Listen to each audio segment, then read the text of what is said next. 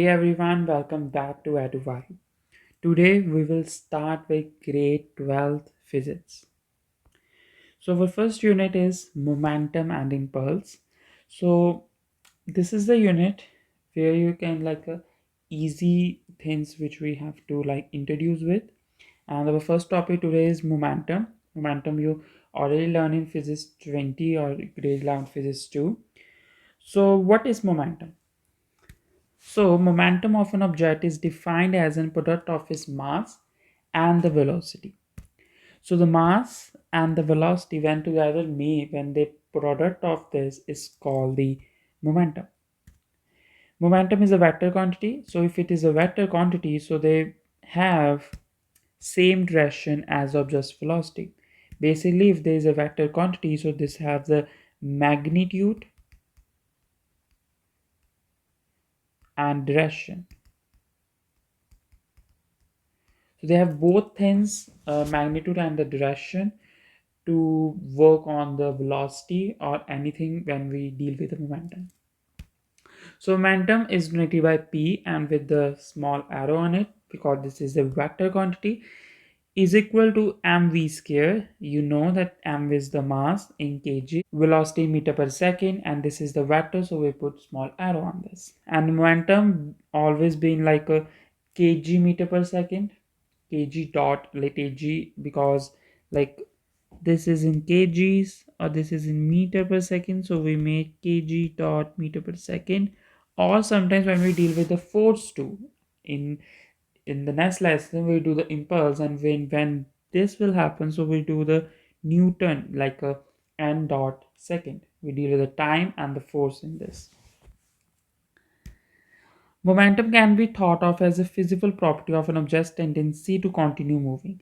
When momentum is like when the is a physical property, this is a physical property when that anything is continue moving, is the tendency of the object to continue moving is called the momentum. So object has a larger momentum. If it has a larger momentum, if we have a train, if we have a car, if it's a larger momentum of this, so we have a harder to stop. Like this is a harder to stop a train, this is harder to stop a car. So that means that if they have a large momentum, so it have a harder to stop. And if we have a smaller momentum, so it will easier to stop. So it's a vice versa. If it is a smaller, so they easier to stop that type of object. So after doing the definition of momentum, are you thinking about Newton's laws of motion? So if you are thinking about the Newton's law of motion, so if we just think about this, so is this right that momentum is more likely a Newton's law of slow motion? Momentum is on the Newton's law. In the later on, we will study about more on this in upcoming lessons. So let's deal with the example of the momentum. It's like the easy example. We just started the momentum. So we deal with first the easy example and we move on to the difficult one. So in this, they said that suppose an object has momentum of P. You know the momentum is denoted by P. Determine a new momentum if the object a mass is halved. Half means project is like mass is 1 by 2. Then the speed is quadruple, which is increased by a factor of 4. So this is by increased by factor of 4, so it's only 4. So for this type of question, there's not any numbers, they just tell you that this is like half or this is the quarter. So if you deal with that P is equal to mv, they told you have to find the new momentum. So your mass is half and your velocity is 4. So when you deal with this, you get the about 2. So this 2 donates the factor because because they said that there's a factor involved when this are going to revolve about the factor, that the factor by which our new momentum which we calculate is changed. So this means our new momentum is 2 times the momentum. So this is what we generally see on the quizzes or exams, because this type of question is like a 1 mark question like in MCQs. So you have to like know what we have. How can we deal with? We deal with more type of these questions later on the lessons too. So next one is like a more calculation one now because we have a numbers now. So they said that we have a Leopard A 2A4 tank has a mass of 6.23 into 10 raised per 4 kgs, kinetic energy of 1.95 into 10 raised to 5 joules while it is traveling along the dirt field. So determine the magnitude of the tank's momentum. So we have to calculate the momentum of the tank. So firstly, we have to know that what is the momentum. So we know that momentum is mv. You know momentum is we have a mass which is about 6.23 into 10 raised to power 4 kgs. But now we don't have a velocity out there. So first we have to find the velocity because we have a kinetic energy.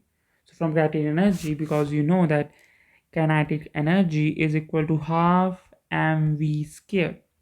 So you have a kinetic energy, so you need a velocity. So you then isolate the velocity with 2 times kinetic energy divided by mass whole root. So you know that 2, your kinetic energy is 1.95 into 10 raised to power 5 joules, and your mass is this 6.23 into 10 raised to power 4 kgs whole root. When you calculate this and then you get the divide, and at the root of this you get about 2.5020 meter per second. So now you can put this over there. So 2.5020 meter per second. Make sure you get that this value, like not a rounded value. You have to put the value like a whole value which you have on your calculator. Now here you can solve this. When you solve this, you get about 1.558 to 10 raised to power 5 kg meter per seconds. You want 3 says this, so it's 1.5 says into 10 raised to power 5 kg meter per second. So this is the momentum which you have to calculate, like a magnitude of the tense momentum. So this is the answer. Now, so I told you that the momentum is more like a Newton's laws. So here we can compare the Newton's law now. So you know that Newton's second law is what? What is the Newton's second law? Newton's second law is F net is equal to ma, which is the mass into acceleration. So from here, you know that acceleration is equal to delta v upon delta t. And more you know that delta v is final minus initial. This is from kinematics upon delta t. So you know this stuff, and when you put this into that acceleration, what you get? So that force net mass is as it is, and you put vf vi upon delta t. When you multiply this mass into the bracket, you get m into vf minus m into vi upon delta t. From here, you know that net force is equal to what? That mv is our momentum formula. So if it is momentum, so it says p, but this is the final, so we put final over there, minus p, and this was the I upon delta t. So here like we have like vf minus vi, which we get from the delta v, and delta v you get this. So same with this, like if we have like pf minus pi, so it's like a delta p upon delta t, is the more likely the same thing for this. From here you get the new formula, which is that the net force is equal to the delta P upon delta T. Delta P is the change in momentum, which is this. In the next lesson, we will tell you that the change in momentum is also known as the impulse. We will learn more about the impulse in the next lesson. So hold on up there. We will do the some one example for this type of formula when we use. So then we will move on to the impulse in the next lesson to the more introductory of the impulse in this. So determine the change in momentum for a hockey player that experiences the slap shot with a force of 468 newtons forward in 0.0827 seconds. So it's a simple one. You have a force. So you know the formula that net force is equal to delta P upon delta T. You have to find this delta P. So isolate this and you get net force times delta T.